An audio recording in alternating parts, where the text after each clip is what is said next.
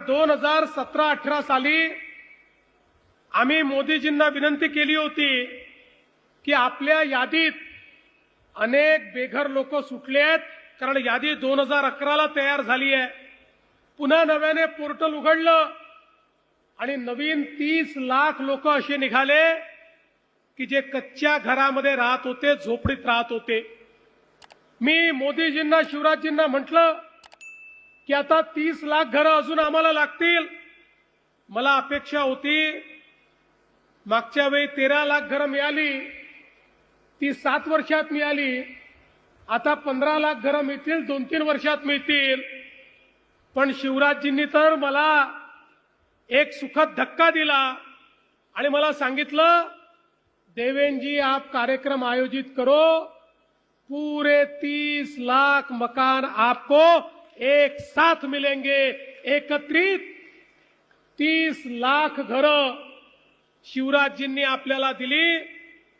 आणि मी जयाभाऊंना, आमच्या डवले साहेबांना सांगितलं, जर त्यांनी आपल्याला रेकॉर्ड घरं दिली आहेत, आपल्याला हे रेकॉर्ड काम करावं लागेल.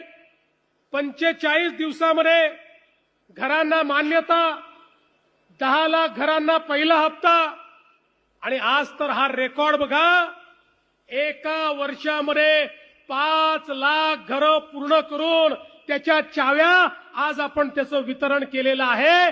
हा देशातला रेकॉर्ड महाराष्ट्राने पूर्ण केलाय. आज पुन्हा 9,000 कोटी रुपये आपल्याला मिळालेले आहेत. हे 9,000 कोटी रुपये मिळाल्यामुळे पुढच्या वर्षी शिवराजजी असाच कार्यक्रम आम्ही करू. आज 5 लाख लोकांना चाव्या दिल्या, पुढच्या वर्षी 15 लाख लोकांना चाव्या आम्ही देऊ. आणि बंधू भगिनींनो, अरे गरीब कल्याणाचा विचार तर अनेक लोक मांडत होते, पण मोदीजी बघा, 30 लाख घरं म्हणजे 1.25 कोटी लोकांना त्यांच्या घरावर छत मिळत आहे. 1.25 कोटी लोक जे झोपडीमध्ये राहत होते, ते स्वतःच्या पक्क्या घरामध्ये या ठिकाणी चाललेले आहेत. आणि म्हणून आम्ही देखील निर्णय केला, घर झालं तर ते उत्तम झालं पाहिजे. म्हणून राज्याच्या वतीनंही त्याच्यात 50,000 रुपये दिले.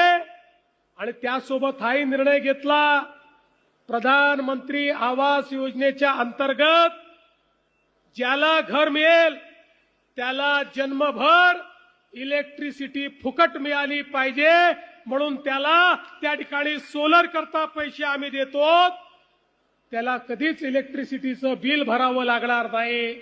त्यामुळे गरीबाला त्या इलेक्ट्रिसिटीच्या पैशातनंही मुक्ती देण्याचं काम आपण केलेलं आहे. एवढंच नाही तर काही लोक असे होते, अर्ज केला पण जमिनीचा तुकडा देखील नव्हता. त्यांना घर तर मंजूर झालं, पण जमीन नसल्यामुळे घर बांधता येत नव्हतं. त्यांना जमीन घेण्याकरता 1 लाख रुपये आपण दिले, सरकारी जमिनी दिल्या, वेगवेगळ्या प्रकारचे आरक्षण रद्द करून त्या ठिकाणी त्यांना जमिनी दिल्या. त्यामुळे त्यांना जमीनही मिळाली आणि घरही मिळालं. बंधू भगिनींनो, एखाद्याच्या जीवनामध्ये स्वतःचं घर मिळणं यापेक्षा मोठी अधिकारिता काही नसते.